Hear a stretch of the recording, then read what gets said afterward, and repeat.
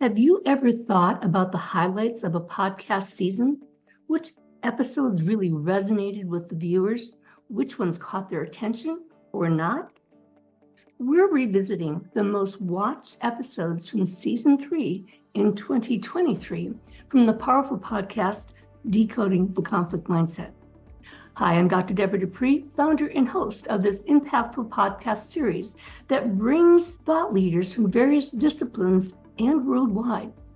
Join me in celebrating our top 5 episodes in 2023 that ignite discussions and transform perspectives. As we journey through these episodes, remember that Decoding the Conflict Mindset is not just a podcast. It's a movement, reshaping how we perceive and handle conflict. Let's move from fear and conflict to peace and profits by listening to these great speakers. Get ready for a visual feast. Clips and images and more accompany us as we relive these powerful episodes. Let's make this experience not only immersive, but engaging. So are you ready for a mindset shift? Hit the subscribe button to become part of our community. Get exclusive access to these impactful episodes and a sneak peek into the exciting content coming up ahead in 2024. Let's embark on this transformation together.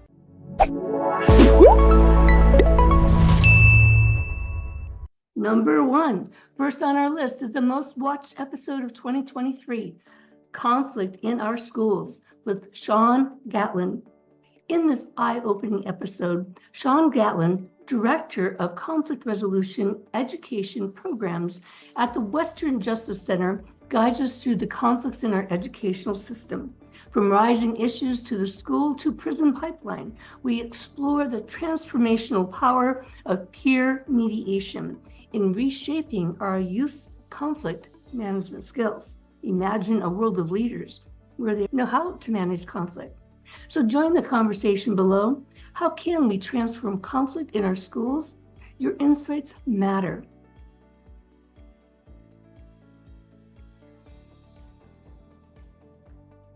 Imagine what the world would be like if we just teach conflict resolution skills earlier. And that's what you're doing. Yes, absolutely. We provide skills, techniques, and tools for students and educators who want to do and live in restorative practices and peer mediation. We want to put students in the driver's seat. They make decisions. They are in charge of the way that they deal with conflict. You know, as far as the mission of Western Justice Center, you could sum that up in just, a few words. What would that be? Sure. So our mission is really to build the capacity of educators, students, admin, counselors, community partners with the skills and tools of conflict resolution education. We want to be able to create sustainable programs for our partners. That's really it. So providing training, education, facilitation in conflict resolution is our goal and our mission. And we want to build that capacity with them. Next up, Rising Above Narcissistic Abuse with Ina Johnson-Myers. In this powerful episode, Ina Johnson-Myers, a survivor and author, shares her journey of rising above narcissistic abuse. We delve into the red flags, the insidious nature of these relationships, and the empowering path to overcoming such challenges. If you've faced similar situations or know someone who has, this episode is a beacon of strength and guidance. Narcissistic comes up a lot in our conversations of late. And so learn and understand what to look for, how to engage with it or not, and what to do if you or someone you know and love may be caught in that kind of relationship. So share your experiences or questions below. Let's support each other through these conversations.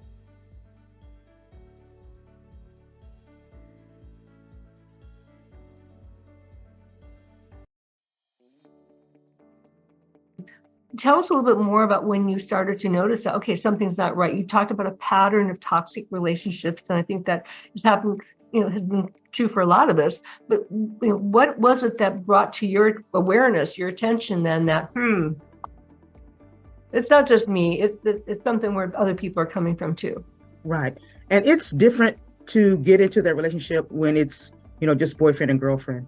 But when you get into that relationship and it becomes a marriage, that's where you really get to see, or you're living together or something like that. That's when you really get to see the toxicity. And you actually don't know what it is in the beginning. Something just is off, something isn't right, but you tend to excuse it away as, in the beginning, I excuse it away as, just nervous energy.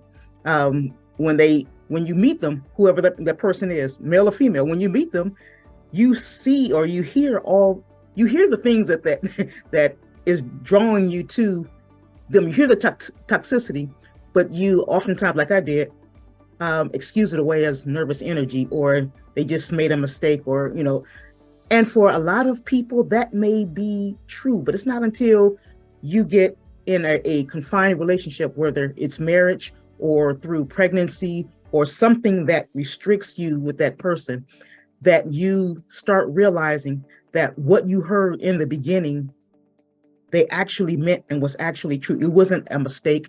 It wasn't, nervous energy. That was the way they live. And to them, the toxicity is normal. Who tends to be most affected by narcissistic abuse? And so let's go back to what are 2 or 3 examples so people can relate to this, because they might be in that relationship and not even know it. An example, like I said, of the abuse when you're dealing with the circular conversations. When 2 people are in a relationship that is trying to grow, that's in a loving relationship, circular conversation isn't a part of it because they want to resolve issues. Narcissistic people don't want to resolve. They want you to just be quiet and go away. So that's why the circular conversations happen. They'll, if you bring up something that's extremely valid, they'll bring up something that you may have said or done 15 years ago to hurt their feelings. So that's why what happened today, isn't happening, or that's one of the things. Moving on to our 3rd spotlight, from litigation to mediation, Harold Coleman's journey of conflict resolution. In this fascinating episode, Harold Coleman, Senior Vice President for Professional Education and Development for the American Arbitration Association, takes us on his journey from civil engineering to law, arbitration, and then mediation. He enlightens us on the importance of understanding human concerns in conflict and bridging the gap between the legalities of disputes and the emotional undertones. What stands out for you in Harold's journey? Listen, share your thoughts below.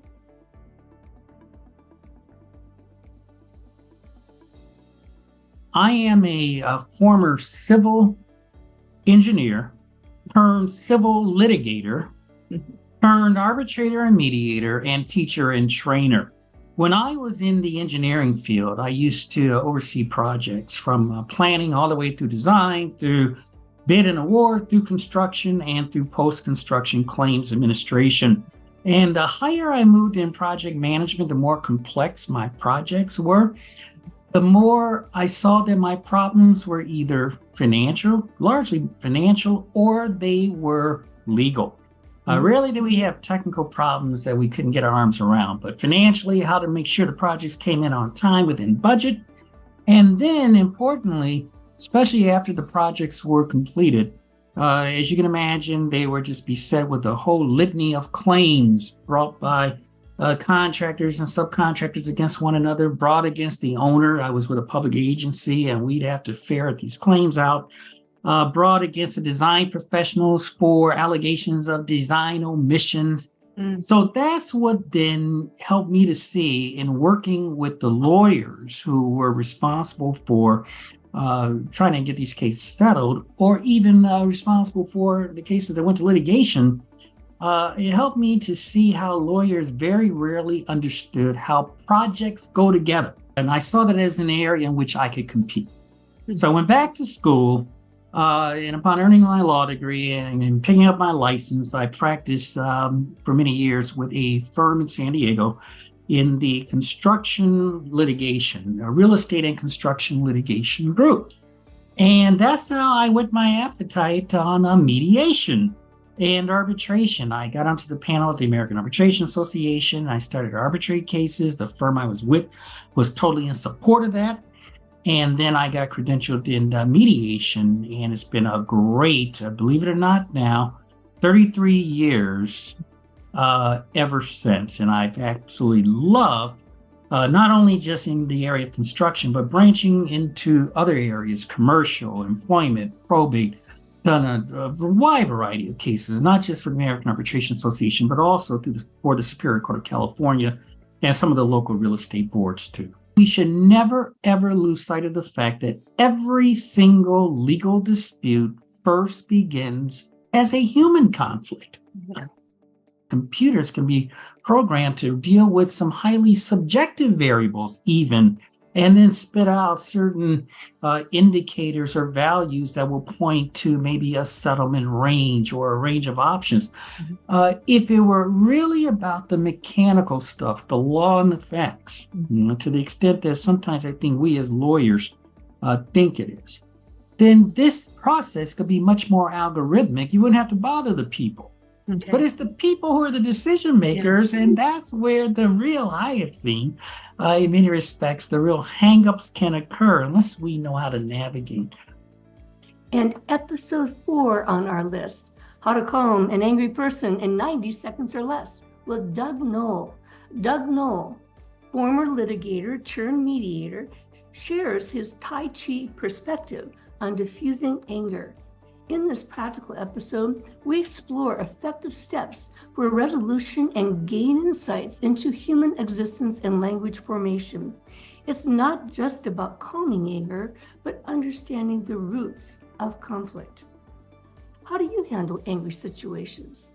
What tips and techniques might you gain from Doug's overview? Put your questions in the chat box below, and let's learn more from one another.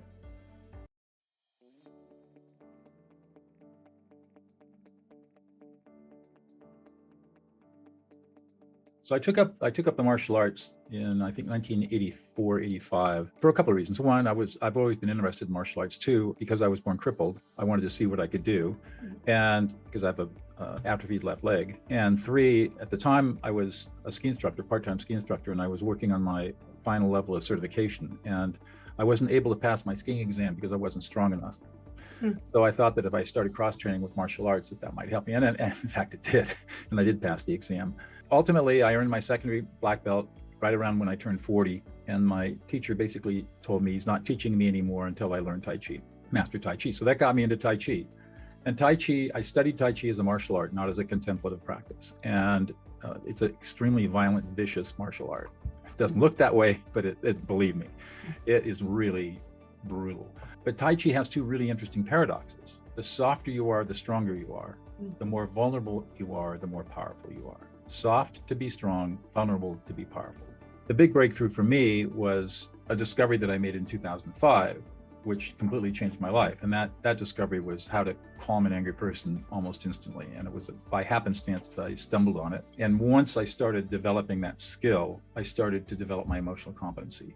You can't help yourself. I've now learned, having trained so many thousands and thousands of people in these skills, that when you start learning how to do these, what I call the deep skills, the de-escalating emotional people skills, that it reprograms your own brain. So it's more beneficial to you as the listener than it is to the speaker whom you're calming down.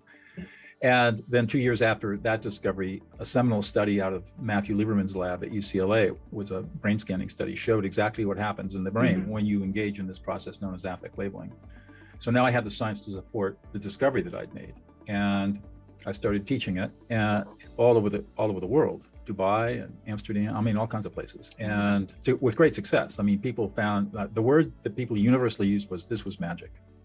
Finally, our 5th episode, the post-pandemic future of ADR with Jeffrey Zino.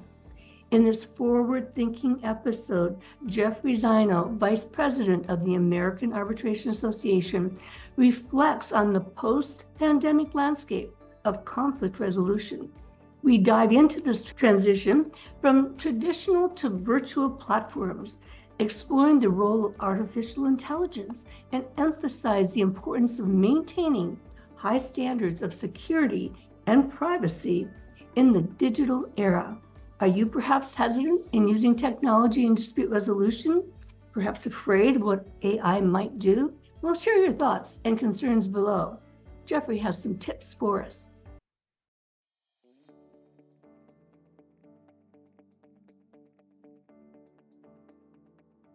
I've been part of several different surveys over the last 3 years, sort of assessing lawyers and mediators and their preference for, the virtual platform versus in person. And I think pretty consistently, if I think back on some of the surveys we've done, is that a good 70% of people plan to continue virtual and liked it. And a very small percentage, said, I want back in person, and so. Sure. Yeah. But what we're doing, we're telling our arbitrators and mediators to make sure they're very clear on their resumes that we send out to the parties, whether or not they only want to do virtual or if they're willing to do in-person and virtual. We want to make that very clear because we don't want someone to select an arbitrator or a mediator and then to come to find out that he or she does not want to go virtual or does not want to go in person. So, that's what we're requiring our arbitrators to do now and mediators. Well, we do, in addition to doing hearings, as you know, we're a not-for-profit, we do educational programs, and we're back to normal with doing a lot of educational programs, but we're doing most of them hybrid. And what we're seeing is a lot of these programs, if we offer it hybrid, which we do most of them, you're going to get 60% virtual and about 40% in the room. So that's what we're seeing. The other thing I would say, and I'd like your comment on this, is that virtual, we start on time. That's why I like virtual. We always start on time. When we finish, always start on time. And the thing is, with respect to the virtual world, yeah, like you said, you don't have these delays. You don't have the attorney making a lot of money, the litigator, waiting in the hallway or waiting at the bottom of the building to get into the building. And that's on the client's time. So the clients are saving money here. And that's a good thing with respect to the virtual world, I think, where they're saving a ton of money as opposed to being in person where you have delays sometimes, you have lunch breaks, all that kind of stuff. Virtual world, you have set hours, that's it. Cybersecurity boot camps for our arbitrators. And like I said, I think the arbitrators are the weakest link. And most of the people that sign up for this program, this boot camp, are sole practitioners, or they just left a major law firm, sole practitioners. And we were doing a lot of them around the country prior to the pandemic. The pandemic hit, and we realized we really can't do them virtual. And I'll tell you why, because the cybersecurity boot camps are where we bring in 15 to 20 people, all around the country. We do a lot of them at my office. I think I have one coming up in September and one in November. And we get a whole bunch of our tech staff at AAA. Probably about 6 to 7 of them will come to the training, and they'll sit down individually with the arbitrators, look at their laptops, look at their iPhones, their iPads, and tell them about various things that they can do, cybersecurity things, to make sure that their technology is secure. It's a half-a-day program, and we usually do two of them in one day.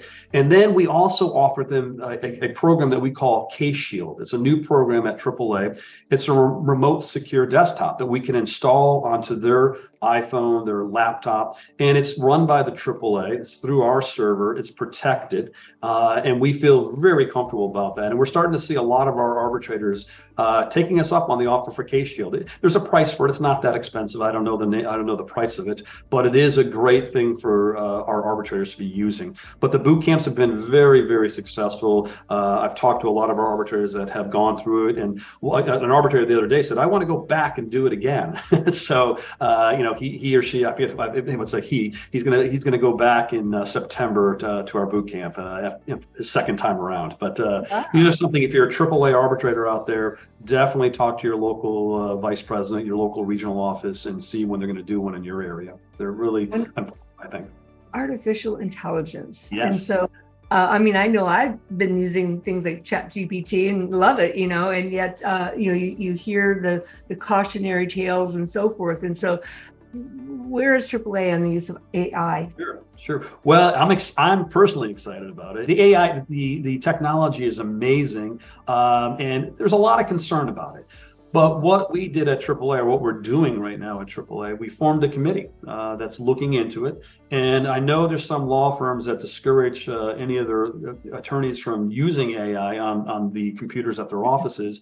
We don't discourage it. We're actually saying, and I was at a training the other day, a staff training on innovation. And one of the discussions was, we encourage you staff members to look into it, try it, not on your cases, again, not on the cases that we're doing, but for things like, and I'll give you an example that I've used it for. You work with the ABA a lot, as do I. And I was called by the ABA right before I had to get on a flight. And they go, can you put together a blurb on this podcast that you did a couple weeks ago? And I go, I only got 5 minutes. So I quickly pulled up some of the stuff on my computer about that podcast and the people that were in it, I was in it. And I put it into an AI program, and it put together a wonderful little paragraph about the podcast. And I sent that on. So that was one way of using it. But at AAA, what we're doing is we're looking at it potentially, low dollar cases might be able to be handled with this technology. And I'm not saying we're getting rid of arbitrators. I'm saying where you can put in the damages, quantify the damages, or even make a decision on a low dollar case and say to the parties, this is what we had through the AI system. Do you want to accept this or go to arbitration? I'm not sure if that's ever going to happen, but that's, we're discussing things. We're keeping an open mind about it.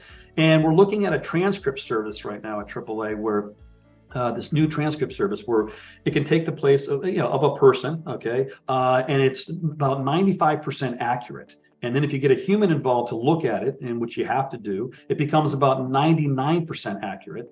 And then this AI transcript service is about 50% less expensive than actually using a person to transcribe the whole hearing. Well, that's a wrap, my beautiful and intriguing DCM community. Top thought leaders have spoken, you listened, and your input has shaped our path for moving forward in 2024 and beyond. Thank you for being a part of our mission and our journey to change lives globally in moving from fear and conflict to peace and profits. Subscribe for a free year of programming at the link below, Relationships at Work. Access video resources, including Thinking About Thinking, 12 Cognitive Distortions That Get in Our Way, and The Emotional Hijack, How to Keep Your Cool When Your Brain is on Fire. Join us for an exciting season ahead. I'm Dr. Debra Dupree, the Mindset Doc, with the 3D formula for a mindset shift.